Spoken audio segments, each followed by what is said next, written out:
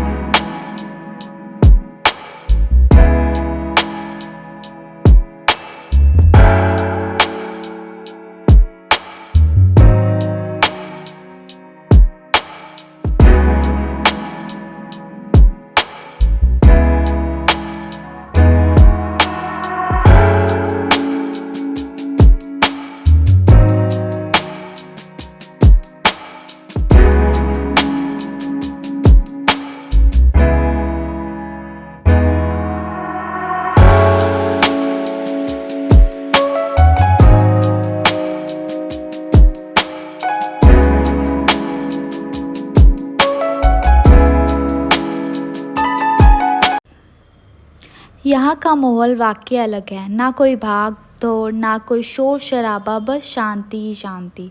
यहाँ आकर एक पल को ऐसा लग रहा है जैसे सब कुछ थम सा गया है और बस आप और आपकी आत्मा। यहाँ की ठंडी हवाएं और चारों तरफ हरियाली सच में दिल को सुकून देती हैं।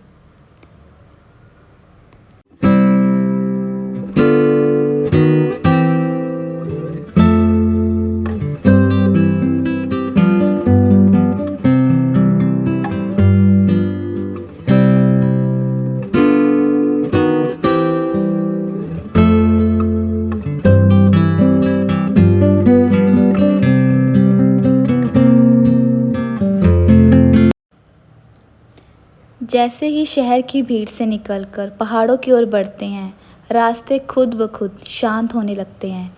सूरज की किरणें जब उन पर पड़ती हैं तो वो नज़ारा किसी पेंटिंग जैसा लगता है। यहाँ की हवा में एक अजीब सी नमी है जो आपकी थकान छीन लेती है। कोई शोर शराबा नहीं। यहाँ आकर एक अलग ही सुकून मिलता है। उसी के जस्ट सामने मुझे टैप दिखी, जिसके बारे में मुझे अंकल ने बताया कि यहाँ से डायरेक्ट पहाड़ों से पानी आ रहा है। तो क्या था, मैं रोड क्रॉस कर भागकर उसके पास गई। रात से हम सफ़र कर रहे थे तो मैंने यहाँ पर अपने हाथ मुँह को अच्छे से धोया। यहाँ पे बहुत ही ठंडा पानी आ रहा था, बहुत ही रिफ़्रेश फील हो रहा मुझे।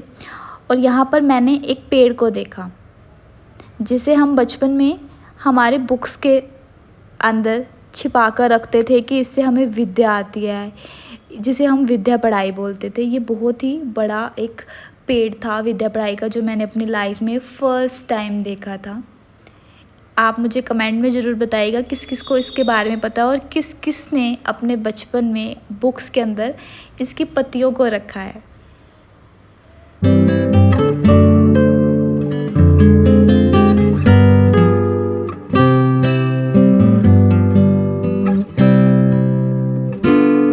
अब हम नैनीताल में एंटर कर चुके थे।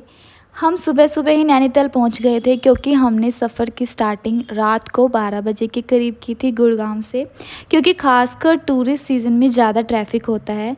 नैनीताल में होटल ढूंढना आसान है, लेकिन सीज़न में पहले ही बुकिंग कराना ज़रूरी है। झील के किनारे वाले होटलों में व्यू शानदार मिलता है और यहाँ पर प्राइवेट व्हीकल अलाउड नहीं है। यहाँ पर पहाड़ी एरिया में इनकी टैक्सी या कैब भी चलती है। सो हमने हमारी गाड़ी पार्किंग में लगा दी, जिसके चार्जेस 500 रुपये नेक्स्ट डे 12 बजे तक के थे। ये एक बहुत ओपन पार्किंग एरिया है जो झील के पास ही है। यहाँ पर जो आउटसाइडर जो 4 व्हीकल है उनका टिकट चार्जेस 500 रुपीज़ हैं, और जो 2 व्हीलर है उनके जो टिकट लगती है, जो पार्किंग का चार्जेस हैं, वो हैं 100 रुपीज़। और इसके ठीक बिल्कुल पीछे जो आपको नज़र भी आ रहा है नैना देवी मंदिर है। तो यहाँ से निकलकर हम रूम को सर्च करेंगे क्योंकि हमने पहले रूम की बुकिंग नहीं की थी। तो अभी हम देख रहे हैं रूम। तो यहाँ हमने काफ़ी लोगों से पता किया है, रूम हमें 3000 से के बीच में ही मिल रहा है, 2500 से 3000 के बीच में ही। पर जो हमें रूम मिल रहा है वो बिल्कुल झील के सामने है। तो आप ब्लॉग में बने रहिएगा, मैं आपको हमारे रूम का व्यू दिखाती हूँ।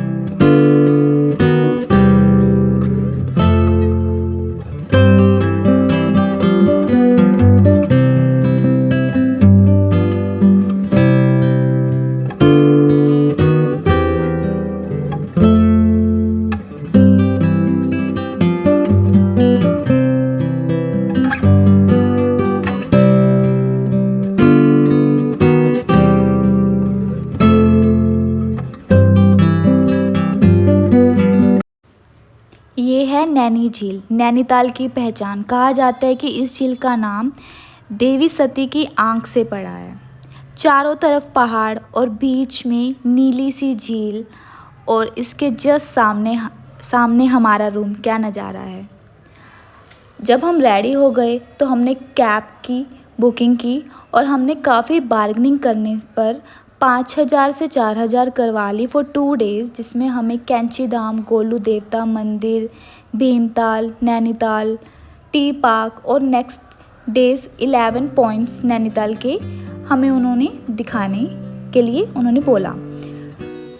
आज मेरा जन्मदिन है, मेरा बर्थडे है और हम स्पेशल कैंची धाम के दर्शन के लिए ही आए हैं। तो हम चल पड़े बाबा के दर्शन के लिए। मैं खुद को बहुत लकी इस टाइम फील कर रही हूँ कि हनुमान जी ने मुझे अपने बर्थडे के दिन बुलाया है। I am right now feeling so lucky. मैंने महाराज जी की एक बुक पढ़ी थी जिसमें महाराज जी के चमत्कारों के बारे में लिखा हुआ था। तो उसमें से एक चमत्कार था कि महाराज जी की आज्ञा थी कि गांव में मेले में कोई भी चोरी नहीं करेगा, ना कोई ताला लगाएगा। ऐसे में कोई सामान, सारा का सारा सामान यूं ही पड़ा रहता था और ना ही कोई चोरी होती थी। फिर भी एक दिन एक आदमी लालच में बड़ा तरबूज उठाकर ले गया बिना किसी को बताए। पर ये बात बाबा से कैसे छुप सकती थी। गांव से पटरी पार होते ही उसके पांव रेल की पटरी से ही चिपट गए। वह आदमी बहुत घबरा गया क्योंकि गाड़ी आने का समय हो गया था। फिर वो क्षमा याचना करने लगा। यहाँ बाबा का संदेश लेकर कुछ लोग पहुँचे और उसको बोला, अब पूरा तरबूज अकेले यहीं पर खाओ और वादा करो कि आगे से चोरी नहीं करोगे। उसने वहीं किया और अचानक से उसके पाँव पटरी से छूट गए। जय बजरंगबली। ऐसे बहुत से चमत्कार हैं बाबा के। एक बार ट्रेन में फर्स्ट क्लास में सफ़र कर रहे थे बाबा नीम करौली जी, और जो ट्रेन थी वो नीम करौली गांव से गुजर रही थी।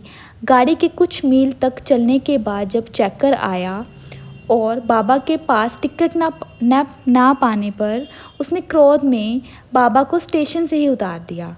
बाबा वहाँ शांत भाव से पेड़ के नीचे बैठ कर गाड़ी को आगे बढ़ाने के संकेत मिले। इंजन स्टार्ट करने पर भी गाड़ी आगे न बढ़ पाई। तब लोगों ने इसका कारण बाबा को नीचे उतारना बताया और बोले कि इनको गाड़ी में चढ़ा लो तभी गाड़ी चलेगी, वरना गाड़ी नहीं चलेगी। तब बाबा जी के गाड़ी में बैठते ही गाड़ी चल दी। इसके बाद ही उस स्टेशन के नाम बाबा का नाम नीम करौली बाबा पड़ गया। और अब हम पहुंच चुके हैं कैंची धाम। देखिए कितना शांत और दिव्य माहौल है यहाँ। आश्रम के अंदर मोबाइल ले जाना मना है, इसलिए आपको बाहर से ही दर्शन करवा रही हूँ। अंदर एक अलग ही ऊर्जा है और जैसे हर सांस के साथ मन और आत्मा दोनों ही शांत हो रहे हैं। कहते हैं कि जो सच्चे मन से यहाँ आता है उसकी हर मनोकामना, हर प्रार्थना जरूर पूरी होती है।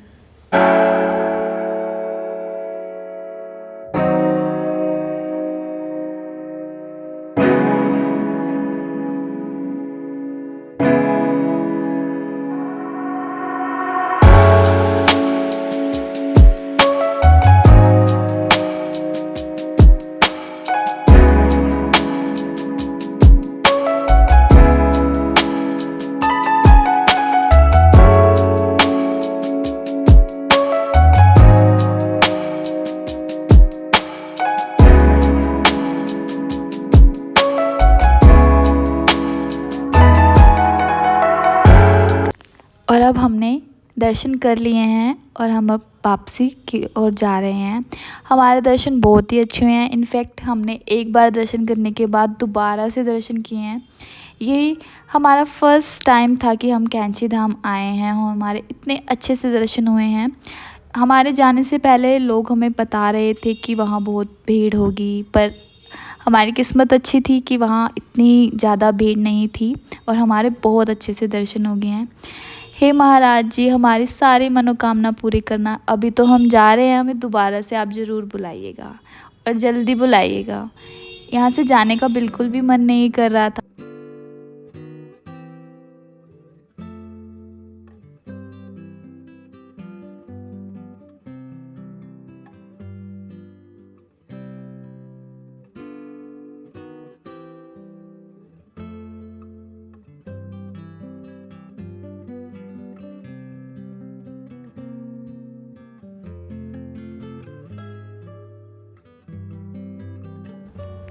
मैंने मंदिर से बाबा जी की पुस्तक और उनके कुछ स्वरूप लिए हैं और हम पहुंच चुके हैं नैनीताल टी पार्क, जिसकी टिकट 40 रुपीज़ पर पर्सन है। पहाड़ों के बीच चाय का एक अद्भुत अनुभव। और अब हम पहुंच चुके हैं नैनीताल टी पार्क, जिसकी टिकट 40 रुपीज़ पर पर्सन है। पहाड़ों के बीच चाय का एक अद्भुत अनुभव। यहाँ बहुत कम लोग आते हैं। चाय बागानों के बीच बसी यह जगह सिर्फ घूमने के लिए नहीं बल्कि सुकून देने के लिए एकदम परफेक्ट प्लेस है फॉर चाय लवर्स। टी पार्क नैनीताल से थोड़ी दूरी पर ही बसा हुआ है। यह उत्तराखंड गवर्नमेंट की पहल से ऑर्गेनिक चाय की खेती की जा रही है। यहाँ पर चारों तरफ हरियाली, ठंडी ठंडी हवा और सामने पहाड़ों का नज़ारा।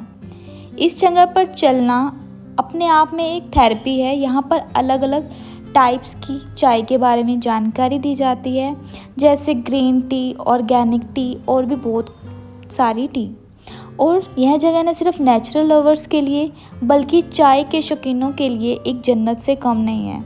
अगर आप शहर के शोर से दूर किसी एक शांत जगह की तलाश में हैं तो यहाँ आकर एक कप चाय, गर्म चाय, ठंडी हवा और ये पहाड़ी नज़ारे, इससे बेहतर और क्या ही नज़ारा होगा। चाय की खेती से लेकर इसकी प्रोसेसिंग तक की सारी जानकारी यहाँ पर दी जाती है। यह जगह फोटोग्राफी के लिए भी काफ़ी खूबसूरत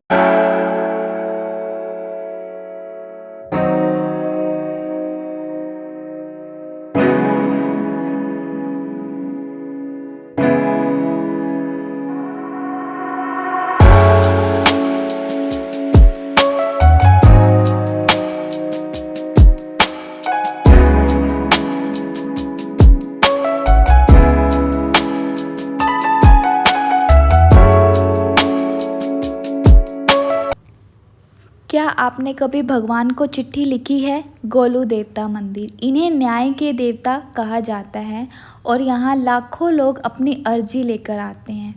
गोलू देवता का यह प्रसिद्ध मंदिर घोड़ाखाल नैनीताल के पास स्थित है और यहाँ आने वाले भक्त भगवान को चिट्ठी लिखते हैं। ऐसी मान्यता है कि गोलू देवता सच्चे मन से की गई हर प्रार्थना को जरूर सुनते हैं।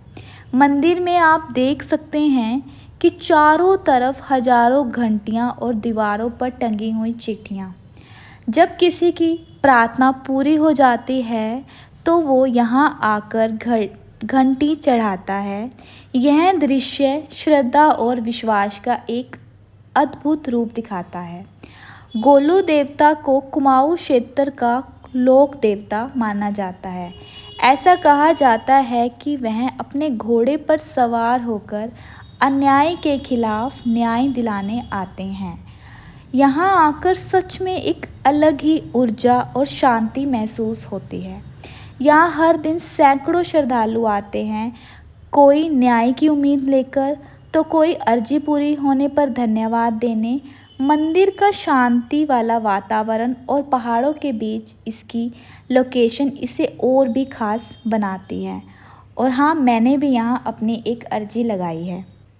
बस यही विश्वास के साथ कि मेरी बात भी गोलू देवता ज़रूर सुनेंगे, क्योंकि यहाँ आकर सच में लगता है भगवान यहीं हैं।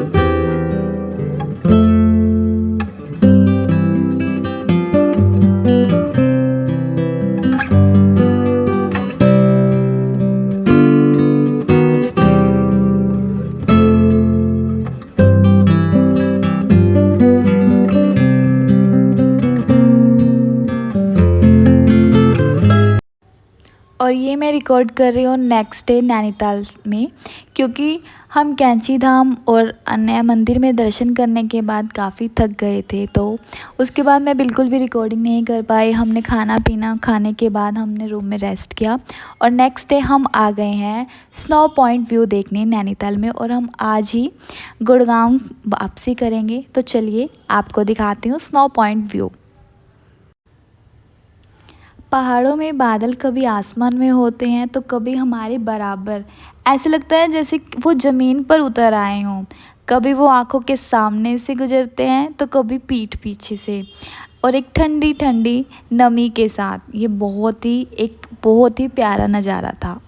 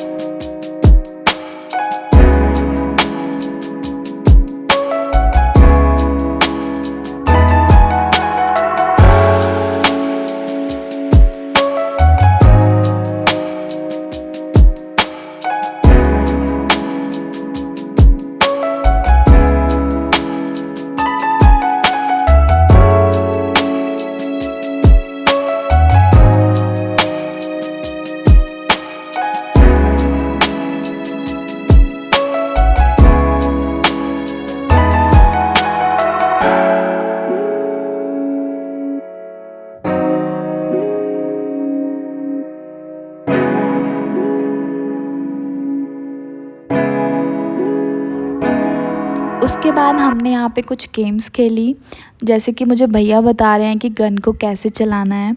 तो मैंने 12 इन्होंने हमें चांसेस दिए थे, तो 12 में से सिर्फ मेरा एक ही पॉइंट पे वहाँ पे बॉटल पे जाके लगा था। उसके अलावा मेरे सारे काले गए थे। उसके बाद हमने शिव जी के वहाँ पे बताया गया कि 100 साल पुराने मंदिर था, वहाँ पर हमने दर्शन किए। उसके बाद हम वहाँ से 12 बजे के करीब नैनीताल से हम निकल गए थे और हम करीब 7 बजे हम गुड़गांव पहुँच गए।